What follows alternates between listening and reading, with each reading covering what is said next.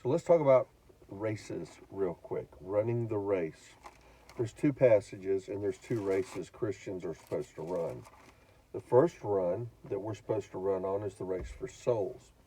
Actually, the first one that's mentioned in Scripture. It may not be the first one we run when you hear the two together, but it's the race for souls. It says in 1 Corinthians 9:24 and following, right after he's talked about sharing the gospel and doing all he can to lead everyone he can to faith in Jesus Christ, which is, I have become all things to all men, that by all means I might save some. Now this I do for the gospel's sake, that I may be a partaker of it with you. He uses this illustration, and it is the illustration of running the race for souls. Do you not know that those who run in a race all run, but one receives the prize? Run in such a way that you may obtain it. And he goes on and uses some other things to talk about running the race. But the thing I want you to see is there's a race for souls going on. Mission at the Cross does a race for souls. They're seeking to win people to Jesus Christ. Churches should be about the business of the race for souls, being as flexible as they can within the bounds of Scripture to reach as many people as they can with the gospel of Jesus Christ. That's the race for souls.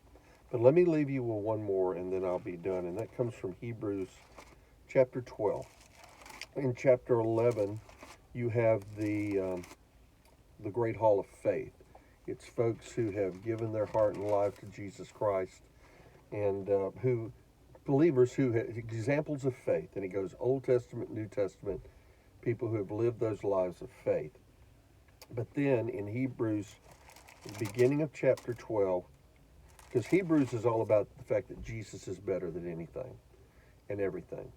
So this is what it says in Hebrews 12, 1 and 2. It says, therefore we also, since we're surrounded by so great a cloud of witnesses, lay aside every weight of sin, which so easily ensnares us, and let us run with endurance. Christianity is a marathon. Let us run with endurance the race set before us, looking unto Jesus, the author and finisher of our faith, who for the joy that was set before him endured the cross, despising the shame, and is set down at the right hand of the throne of God. So for a believer, there's two great races he runs. First, it speaks to the race for souls. We ought to be seeking to run after and pursue those who don't know Christ and lead them to Christ. Secondly is the race of faith. The race of faith is two things. First, you keep your eyes on Jesus Christ. You live for him. You seek to please him in all that you do. But secondly, you seek to live like him. Let his life and the race he ran be the model of the race you run. That's why as Christians, we say this with Paul, if we are crucified with Christ, therefore we do not live, but Christ lives through us. That's why Jesus said to us in Luke 9:23, if any man will come after me, let him deny himself and take up his cross and follow me. Because that's what he did. Let us run the race toward Jesus. Let us run the race like Jesus.